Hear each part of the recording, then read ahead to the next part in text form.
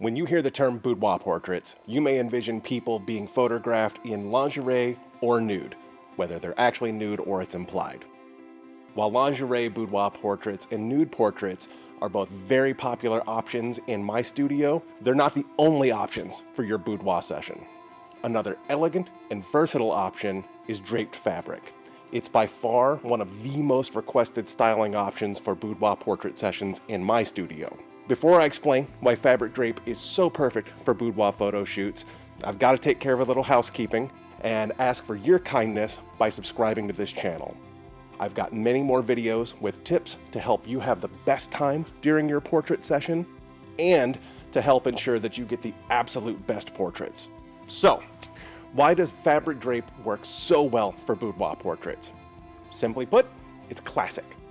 Artists have been depicting the human form covered strategically, or uncovered, by draped fabric for centuries. This iconic styling is as much about adding drama, color, and texture to boudoir images as it is about covering up. There's another reason it works so well. Think about statues that you've seen. The way a master sculptor renders fabric adds a sense of softness and movement to marble.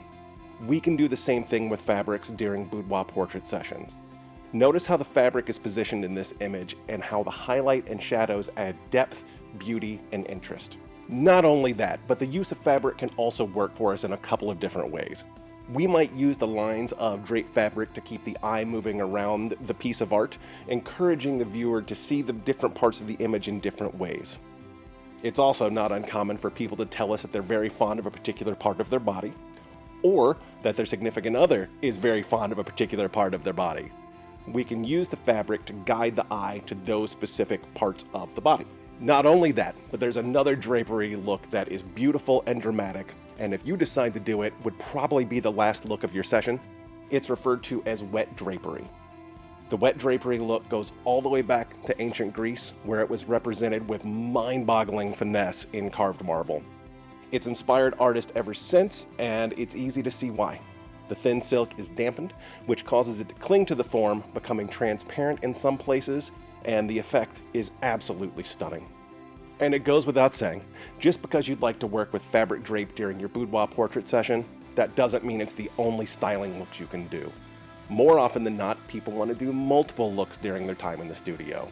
That can range from formal attire to lingerie, to drape, to nude, and any other ideas you might have. Your portrait session is designed for you.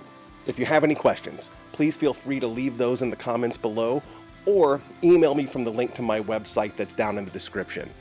You can also use that link to see more examples of my work and to start the process of scheduling your portrait and boudoir photo shoot. Don't forget to subscribe to my channel. You can do that by clicking here and maybe go watch this video. And I look forward to seeing you in the studio.